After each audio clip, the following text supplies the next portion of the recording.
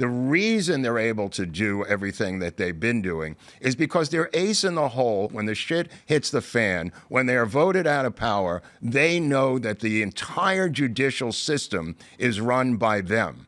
That's why they're so arrogant. That's why they're so cocky. It's a power that nobody saw before until they went after Trump, until it's reached this crisis point where we're now literally in a constitutional crisis, Tim. Caused by Democrats, not by Trump. Absolutely caused by Democrats. Absolutely. It's their backup plan. Right. To retain power indefinitely. And what they've been doing is claiming Trump's the one causing it. Right. When Trump has been acting under his authorities of the executive branch. This has to be resolved.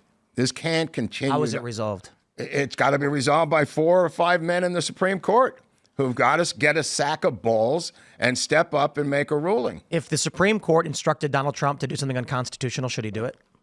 Well, if, again, like Richard Nixon said, or other people said, I know pornography when I see it. If the Supreme Court says it's unconstitutional theoretically. Do you think that Donald Trump should place male prisoners in female prisons? Male prisons, female prisons. Well, you're talking about the trans argument. Oh, I see what you're saying. A judge has just ordered Donald Trump. Look, all of these rulings are by design. This is Mark Elias's across-the-board game plan to screw with Donald Trump. This is not accidental ruling. I would argue it's the other way, too, because Trump is deliberately he's making these decisions to get them to do it. Because that right there, Tim, he's trying is to not find popular. the most egregious cases on purpose, Tim. Yeah, these are the 70, 80% in his These are favor 80% rules. approval rating cases. So you think Trump's counterplay is he deports Tren de Aragua? Yes. Because it's a deeply popular issue. 87%. And then gets the Democrats to defend the violent gangs. That's what's happening. That's or they or keep a doing trans prisoner. And not only that, he's got a Supreme Court, he's got to shame them into getting a ruling. So the argument then actually is Trump is intentionally choosing these cases to give him his own domestic casus belli of, I'm going to defy you. Take it a step further. It's also to get him to intimidate the Supreme Court. They have to rule in his favor. Yes. It's to going to intimidate get the public John Roberts, to intimidate these people who are willing to vote against him. I mean, why does John Roberts have 2 adopted children from freaking Wales? I don't have 2 adopted children from Wales. And he can't find the paperwork to prove that he adopted them? What, really? That's right, friend. That's right. What? That's right. What do you mean he can't find the paperwork? Well, he can't find the paperwork for the adoption of the 2 children from Wales. I'll leave it at that.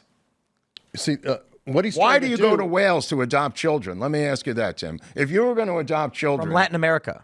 Latin America. Ireland born, but adopted through Latin America. Okay. Because Ireland has strict adoption laws. That's right. They were private and conducted illegally, but they drew media scrutiny during a Supreme Court confirmation. That's where I got it. No wrongdoing was ever found. Well, draw your own conclusions. That's weird.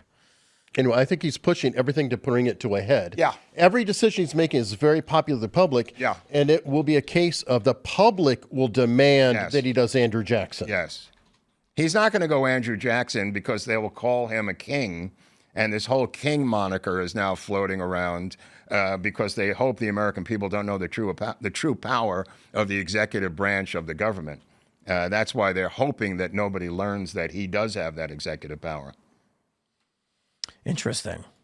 But, I mean, what's going to happen? I mean, you can't have a district court judge in San Francisco ruling on foreign policy. And we're having that in D.C. This is one of the craziest things I've ever seen. Donald Trump has negotiated an arrangement with a foreign president. A plane is in midair, and a judge instructs Trump to turn that plane around. Mm-hmm.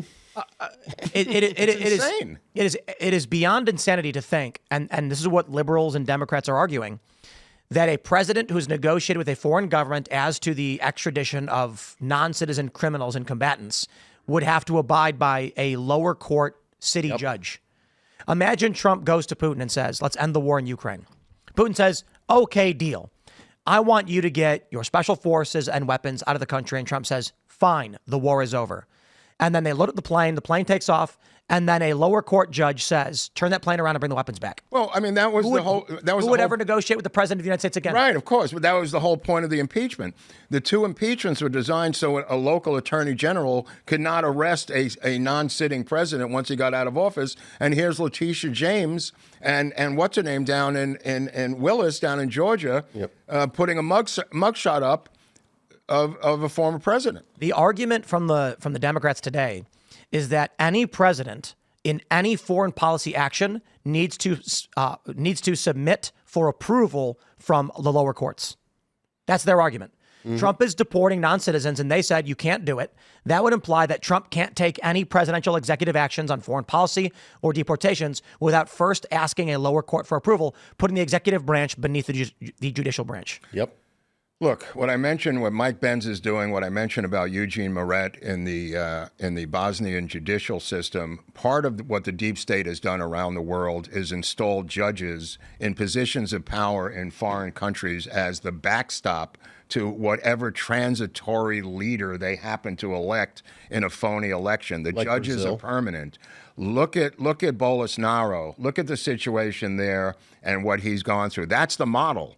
The model is the Bolsonaro judge down there. That's their model, Tim. Thanks for watching this clip from the Culture War podcast. We're live every Friday, 10 a.m. to noon, so subscribe and come hang out.